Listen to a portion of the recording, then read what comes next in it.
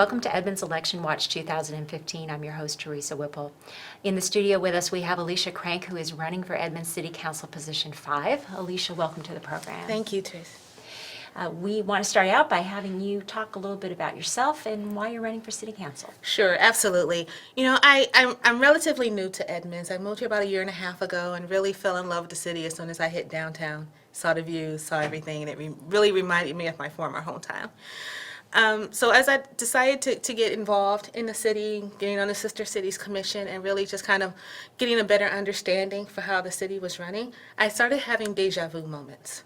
And I didn't realize that's what was happening initially until I realized I'm starting to go through the same things I did about 7 years ago back in my former hometown when they were going through the same things that Edmonds going through right now, with the growth, with more people moving into the area, with housing affordability.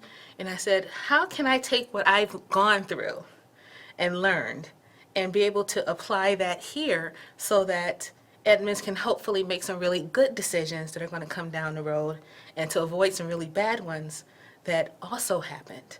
So that was my main reason. I really wanted to be able to take that unique experience, say this is how I think things should go, and to be able to take some of my experience from being a community activist for the past 15 years and see how I could apply it here. Okay. And you had come here from Mountain View, is that Yes, right? Mountain View, Right. California. Okay. Since Silicon Valley, not a lot of people know it by name, but if you say Google, oh, that's where it Yeah, is. that's right. Google's So, home. exactly. So I lived literally a quarter mile from the headquarters. So I saw a lot of growth and development in that area, and I had some unique experiences in being able to weigh in on some of the decisions that were made in the city as far around economic development and growth. You were involved with the Chamber of Commerce? Yes, Is I that actually right? worked for the chamber there. I was there for 6 years. But I was, interestingly enough, a staff of one. I worked as part of their education foundation, so my budget was separate from the rest of the chamber. I ran their leadership program, so if you're familiar with Leadership Tomorrow in Seattle or Leadership Snohomish County, that's what I was doing in Mountain View. So it gave me some really unique experience in working with the chamber, working with the members, but also being able to work from a community and business level with a lot of different people. So it was a great experience, and I hope to be able to duplicate that again someday. Okay, all right. And what do you see as, from what you've done so far and looking at city issues and, watching council meetings or going to council meetings, what do you think the top 3 issues Edmonds is going to be facing in the next 5 years? Wow. I think some of the easy ones that people know about is the growth management here and being able to do some smart development here as part of that growth. I think the other part that comes with that is economic development. This area has been blessed with having the revenue from car dealerships and such along Highway 99. But again, as the economy goes, so does the recession. So if we hit that recession again, that's going to suffer as well. So being able to create some economic growth here around building up the existing businesses, not by land per se, but being able to ensure growth within the business model of some of our businesses here to make sure that happens. The third one, which I was not expecting, is really about open government and transparency. It was not until after I really got into the race that I started to get that sense and understanding that there are residents that don't feel connected, they don't feel heard, and there are experiences that I've had that have really surprised me as far as the accessibility or being able to weigh in as a member of the public on things that are getting ready to be voted on by council.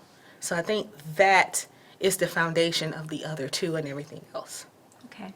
What are some examples of that in terms of things that you either experienced maybe compared to other places you've Sure. lived, and what would you do to maybe make it better? I would like to change the structure of public comment during the city council sessions, especially during ones where council is getting ready to vote on an item, to be able to take action. In other communities that I've lived in, outside of the initial public comment earlier in the meeting where you can talk about non-agendized items, anything that council was getting ready to vote on, they would have the presentation, council would, have a discussion, and then it would be opened up for public comment. It wasn't utilized a lot, but it was still important for people who may have just heard about an issue to feel like they could come down to the meeting and share their 2 cents or share what they think should happen, or to even thank the council for taking on this action. Then it would come back to council for any further discussion and then the vote. So I expected that same type of interaction here, and I say that that's not the case.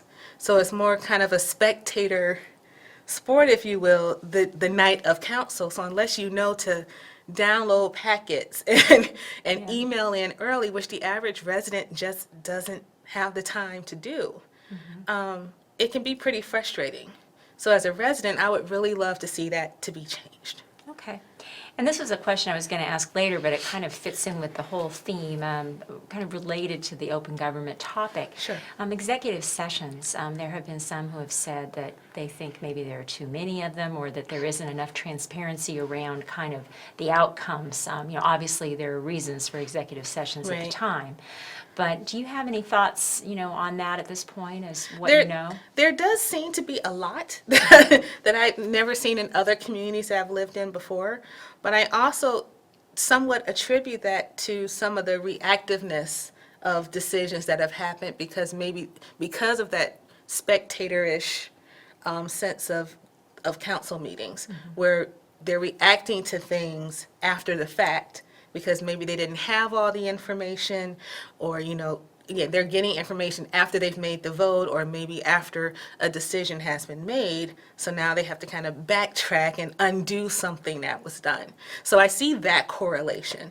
But again, I think if we can address the transparency issue and get rid of some of that, then there will be less of those types of meetings instead of it being the norm.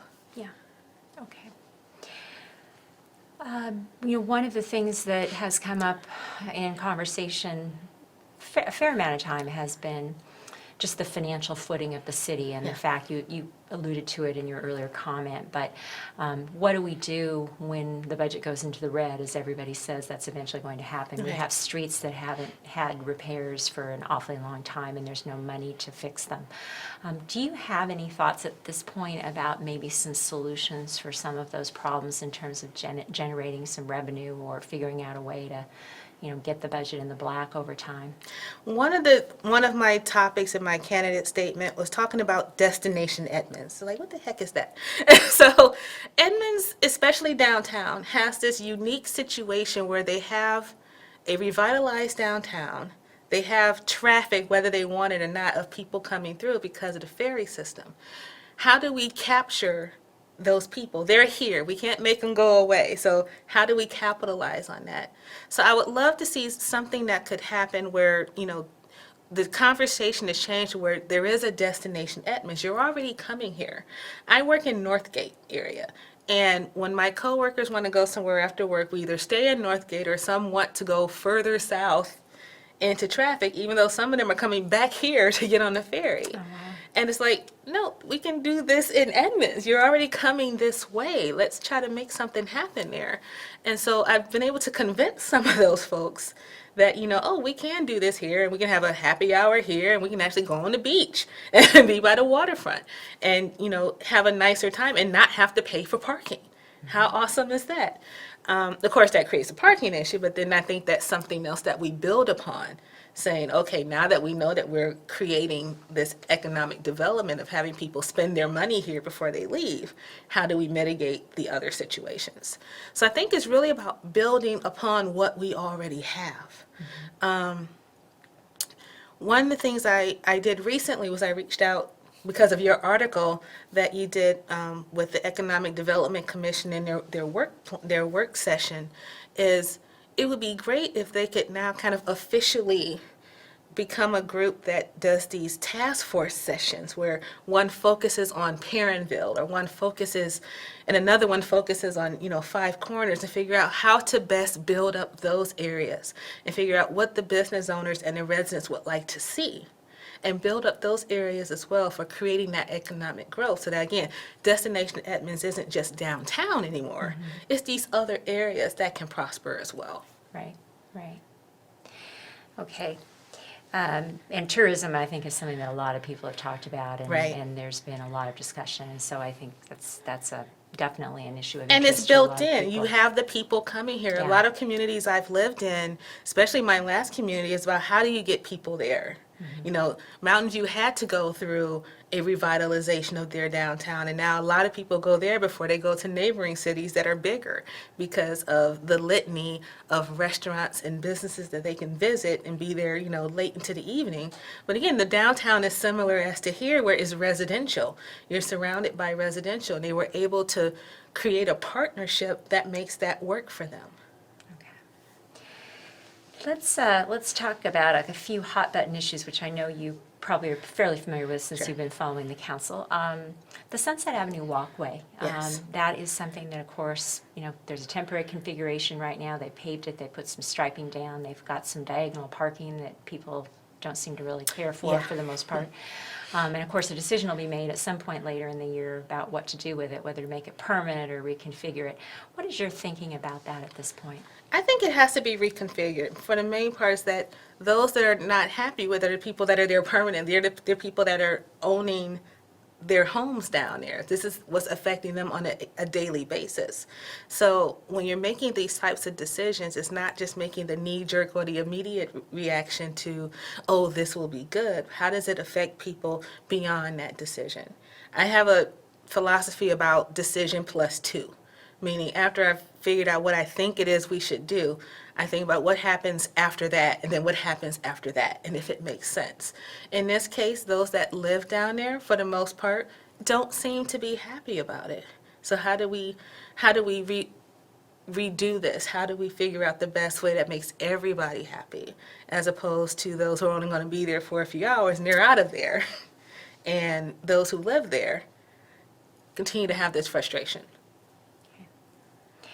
And another one that I know you have weighed in on a little bit as a candidate, and that is the crumb rubber Yes. playfields at Woodway, at the old Woodway High School, and of course frustrations by some community members about the fact that those fields are going in, even though there's been some anecdotal studies about some possible carcinogens for sure, Right. cancer risks maybe, but there have definitely been issues that people have been worried about. And of Right. course, now the city's in a position where, as I said to somebody else, this probably will air after, you know, the Right. decision's been made. Right. But nonetheless, it seems like the issue is going to continue on, you know, as other decisions are made about playfields and development. So what is your thinking kind of about how it was handled, you know, kind of what is the right thing in your mind to be doing about crumb rubber? I think that was one of the areas also that I saw where there may have been some transparency issues about information getting to council before they voted on the kind of initial agreement with the school district. Again, I wasn't there, so I can't say. But having spoken at length to a lot of people who have directly said that they went to present this information and was told that they couldn't do it, again, was puzzling to me. I think in any situation, if you can have all the information in front of you before you make a decision, that bodes better than finding out afterwards, oh, wait, there's this other piece of information that we were not told. And we were told we couldn't tell you by A, B, and C figure. And again, that's something that I've just never encountered in other municipalities that I've lived in before. My former municipality was a city manager, city council form, so I think there's a lot more accountability as far as staff goes. It wasn't an elected that kind of, you know, determined who gets to see what. The council saw everything because the city, it was up to the city manager to make sure that they got everything, so it was equal footing. So with that being said, I think that, again, there's that sense of doing things reactively now and saying, oh, you know, hearing certain council members saying we didn't know this piece of information before we voted on it. So now it's what do we do when we're in this sticky situation? Personally, I don't think anything that has any percentage of being harmful to children should be a easy, okay, let's just do it and see what happens. And I'm speaking as someone who does not have children, Not going to have any, but I don't think you have to be a parent to go, this doesn't seem right. Or at least let's put the pause button on this and figure out what's going on. So I will say I've been a little taken aback by the stance of the school district about this is what we're going to do, deal with it. And again, I think that creates that separation between the constituency saying, you know, you're supposed to be our voice, but now I feel like you're ignoring us. That's a problem.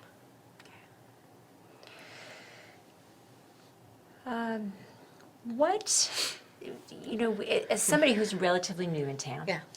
you know, one of the things that, I mean, I've lived in Edmonds for a number of years, and I think there's always kind of this interesting perspective that people see somebody new who hasn't been here very long, and they say, well, where'd she come from? What's Right. her background? Yeah. Why is she running for office? She doesn't know anything. Yeah. I'm sure you've heard some of that. Oh, totally. So what would you say to those people who say that? What would be your answer?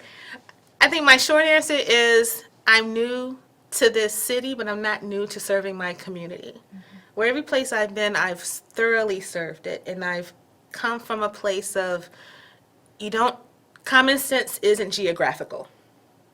Things that don't make sense, things that do make sense are going to go across the board. You don't have to I don't need to live in Edmonds 10 years to figure out, wait, I don't like how this is going, or that this doesn't seem fair, or this isn't what this is supposed to be. Or to say, this is exactly how it should be, and this is great.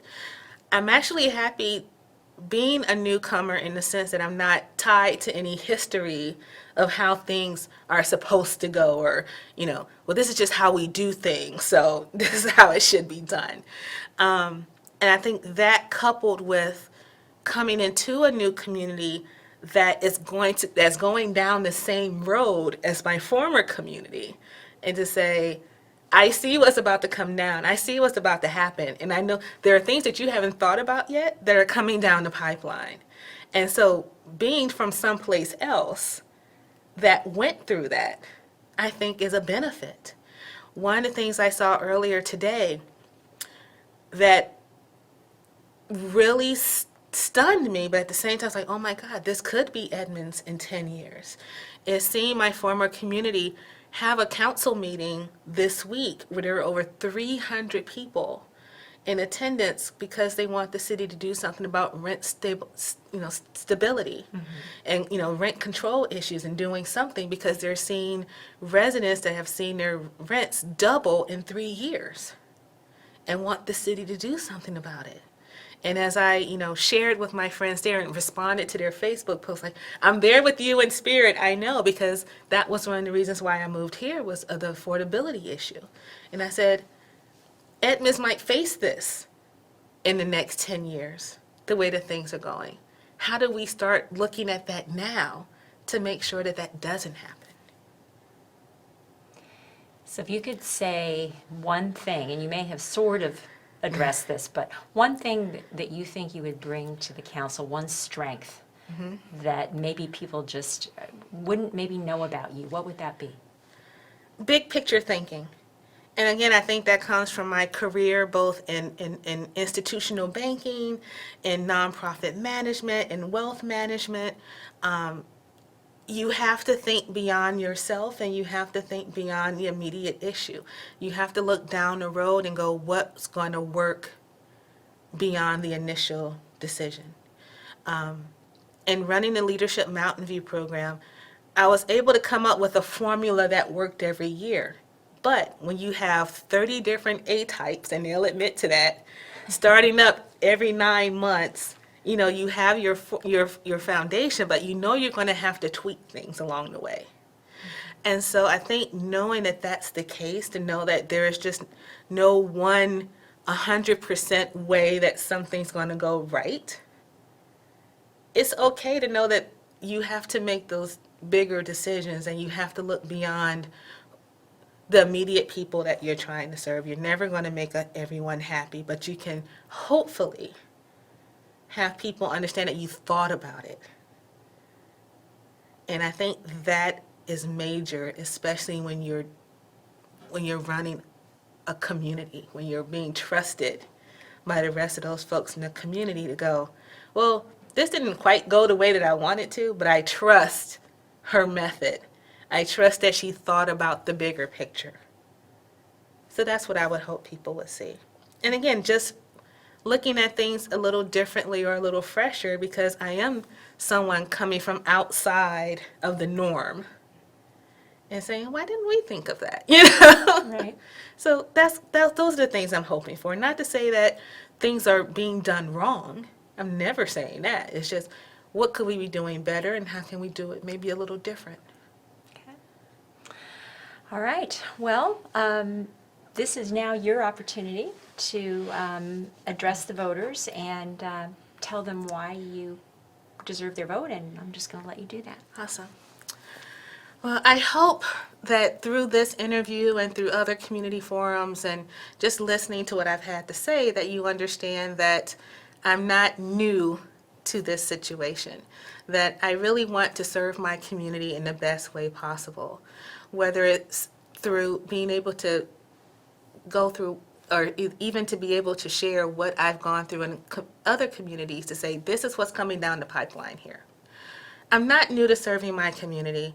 I've spent 15 years on various safety net boards and commissions. I've served in the Democratic Party on a state level and a national level. The safety net services boards that I've served on has included children and senior citizens. I've mentored 3 college students through their time, through their college experience as the first in their families to go. And now that I'm here, I'm proud to be sitting on the Sister Cities Commission. I'm proud to be able to say that I spend most of my money here in the city that I live in. And I really hope that as a private citizen and also as an elected official, hopefully, that I'll be able to continue to do those things here. I invite you to come and visit me. I completely believe that government should be accessible to everyone. So not just the community coming to the city council meetings, but that city council comes to you. It comes to your neighborhoods to figure out what's going on there and what's important to you. So I invite you to reach out to me, to call me, to email me, and I hope to have your vote on November 3rd. Alicia, thank you so much for coming on the program again, running for City Council Position 5, and I wish you the best of luck in your campaign. Thank you so much.